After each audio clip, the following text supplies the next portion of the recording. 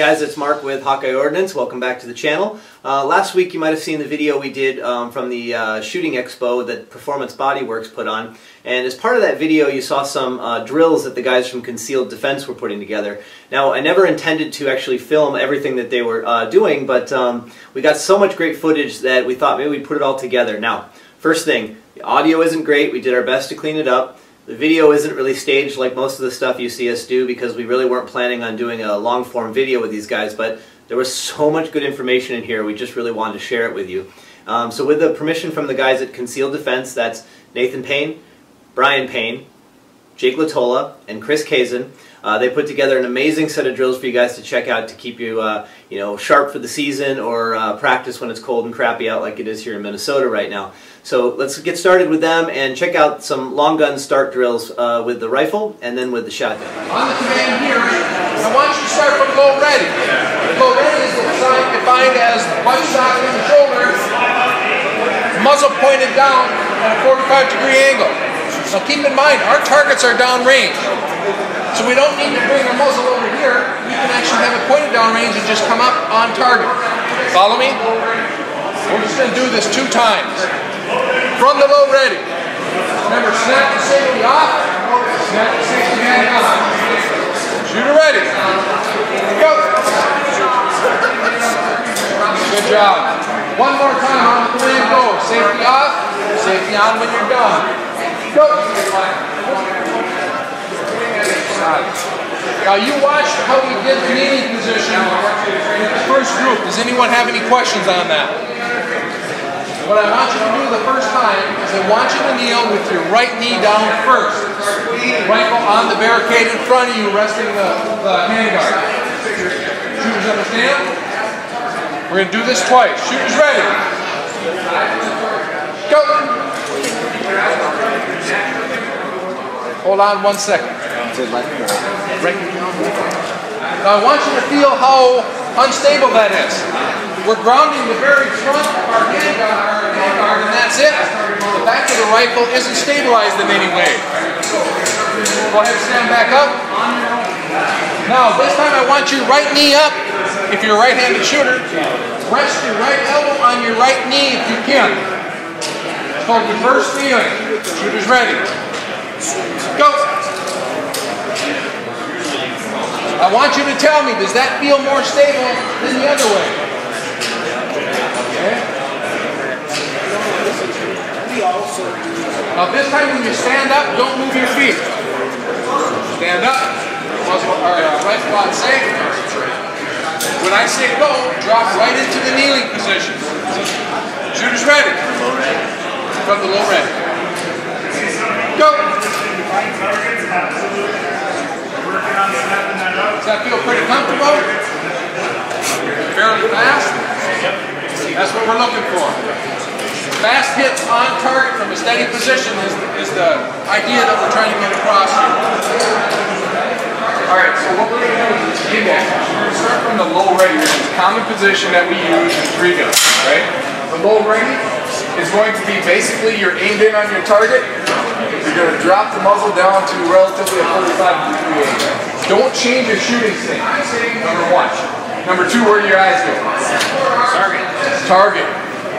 Okay, I want you to try something before you do anything else. I want you to put your finger on the target. Okay? Now, eyes on the finger. Do not look at the target. Eyes focused on that finger. Drop it down to 45. Now bring it up to the target. Keep your eyes on the finger. Did you go past the target? Yes. Okay. This is what causes a little bit of lapse of time. Why waste time when you don't have to, right? So if you keep your eyes on the target now, try it again. Finger on the target, drop it down to 45, eyes on the target, now bring your finger to the target. You come right to it, right? Even a baby can close its eyes and jam its finger in its nose, right?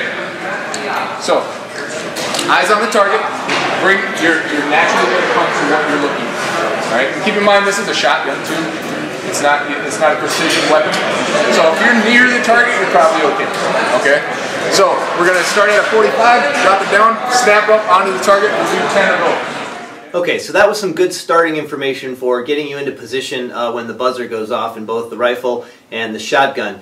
Now Nathan and Jake are going to take us into some more in-depth training around shotgun techniques. That includes loading, start positions, moving with the shotgun, all that good stuff. So let's check them out now. So what we're going to talk about then is you got your different shotguns. You see Jake here's got a Benelli Vinci. I myself have a Benelli M2. We've got some other Benelli M2s. You've got gas guns. These are inertia driven. So one of the reasons why I wanted to talk about this is technique is very important with a Benelli. Okay, with an inertia-driven shotgun. If you, what I call soft shoulder, which oftentimes happens in compromised positions like shooting under a table or something like that, if you soft shoulder up, a lot of times, because this needs a hard back wall, it won't cycle. You'll fire a shell, it'll cycle it maybe far enough to even eject the shell, but not far enough to load the next shell in the tube. So you end up with a lot of malfunctions. So we're going to work on some technique stuff. If you've got questions about different shotguns and what to use, what you think will work better, or what we might think will work better, keep two things in mind. One, how much money you want to spend, and two, we shoot Benelli, so you already know your answer. So, okay, so moving on from that, we also wanted to talk about different chokes and stuff like that. There's a big question that we get at matches. Jake and I when we shoot together, we oftentimes we have a choke conversation. What choke are you using? I'm using this. Well, now I got to choke up or choke down. Just so you guys, for those of you who don't know, you've got your different chokes which will tighten or open up your pattern. An open pattern oftentimes is better for things like plays, things that you got to break. You can't speed because you don't have to be as accurate, but oftentimes it doesn't carry enough energy to knock down heavy targets or targets at distance. So that's a whole point in choosing chokes and which ones to use and stuff like that. And again, if you've got questions on that kind of stuff, feel free to approach us or anybody else. Okay? You want to choke for your hardest target. If you've got a heavy steel pipe at 25 yards, you want to put in a cylinder bore choke because you're busting plays close. It's going to force you to have to slow down and aim on those close ones. You want to make sure you can knock down that long target. So choke for your hardest target. Yeah. Or open it up and shoot it fast. That's what they do. Yeah. Right now we're going to demonstrate stance. Okay, so I'm going to use Jake as my demonstrator. So when we're talking about a shotgun, especially 12 gauge, pump especially, what is the one thing you really got to consider? Recoil. Recoil. Yes. It's not your AR with your lightened your light bolt carrier, your UBR buffer, your muzzle brake, and all that stuff. You tune your gas system so you can basically shoot that thing just a million miles an hour. This is going to kick on you a little bit. So you got to prepare yourself for that. Notice how Jake's already preparing himself. The big thing, whether you're right-handed or left-handed, doesn't matter, but your front leg, which will be your off strong hand leg, you got to get heavy on it. Okay, so you're going to see Jake's going to load up that front leg. He's going to keep his rear leg kind of straight, and it's going to be kind of a straight line to accept that recoil. But here's the other thing. Let's say that you have to shoot this array of targets right down here. You don't want to set up to square up on this target. So he aims in on this target right here. If he gets to this target over here, I'll do it for him. He's going to end up like this. Is this good recoil management? No. Now you add a slug in there or a pump, and all of a sudden you're back here, shooting over the target or worse, straight up in the air, right? So staying on the balls of your feet, and I like to, if I've got an array, I like to set up myself for the farthest target to the right. Because this I can handle, this I can't, alright?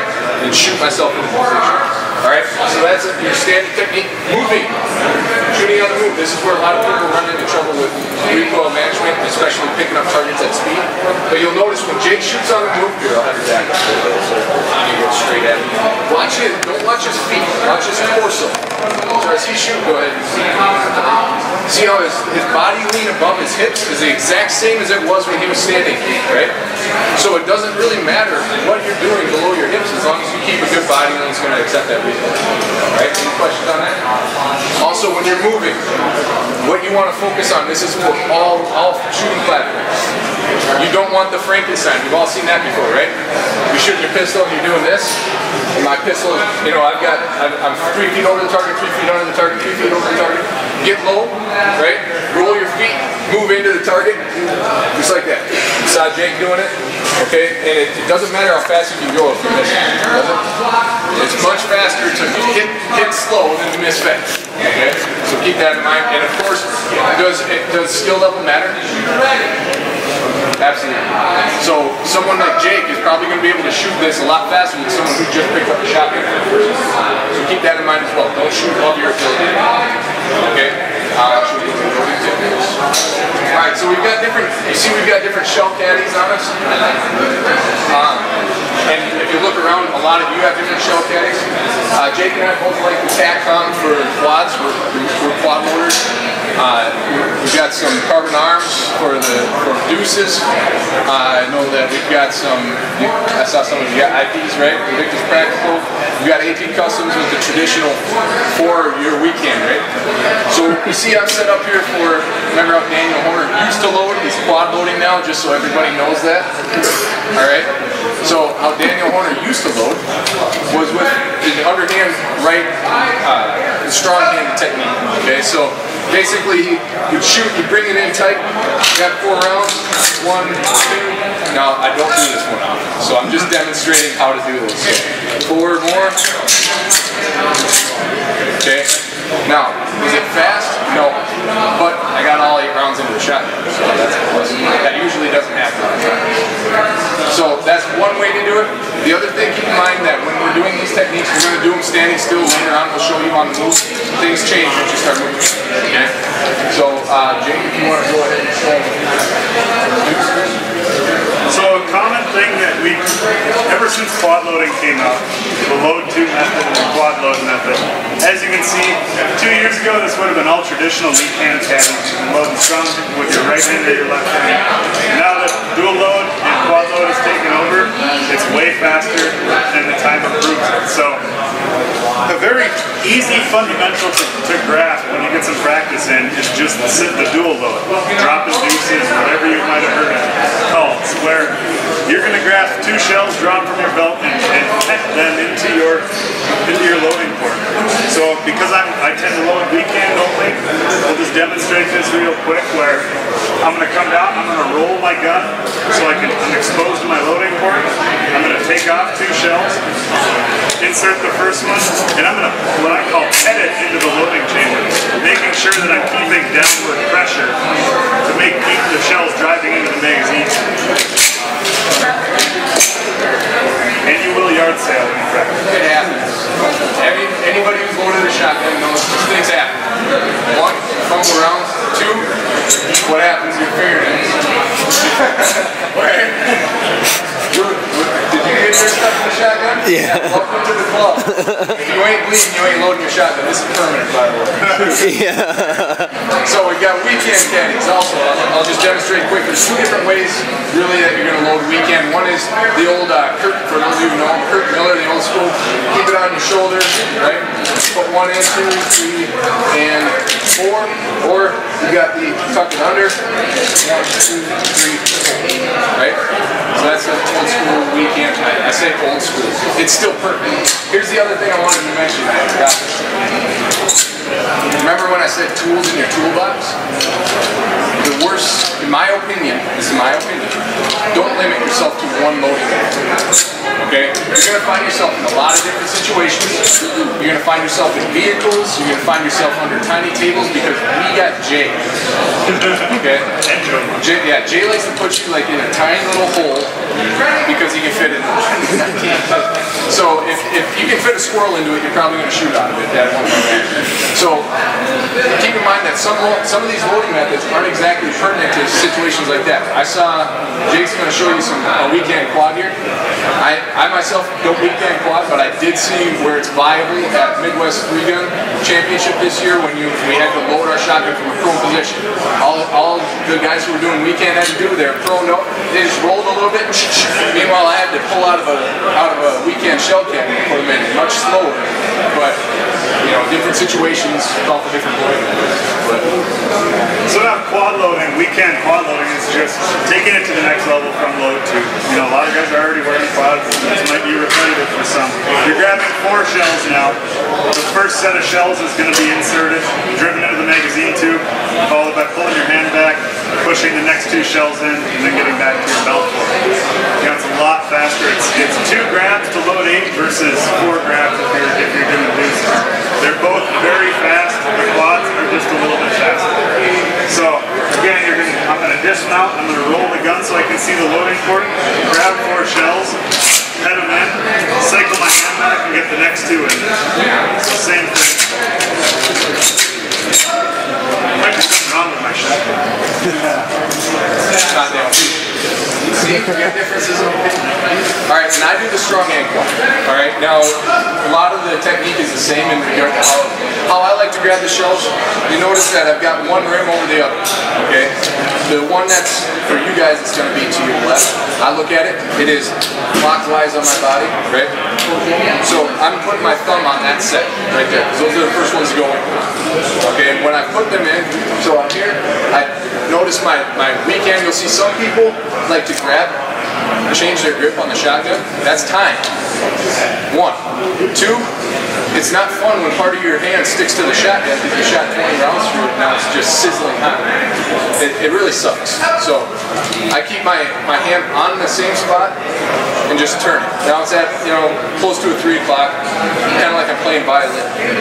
Grab these. Now with these caddies, I tilt it out and like I'm peeling out velcro. Just quick snap, boom. Now I've got 4. The first set goes in.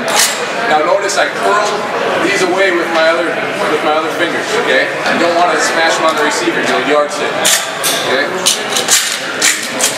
Back up. All right. Any questions on that? All right, shooter. So I hope you got as much out of that as I did. Really, going back to some fundamentals for myself has been really helpful in the last week as I've been watching this video. So get to practicing. Go and check out Concealed Defense. We'll put all their information on the YouTube page so you can check it out. You can get in touch with them for classes if you're local, or maybe fly them out to your club, whatever needs to be done to get the training you need to get started in 3-gun. Thanks so much, and God bless.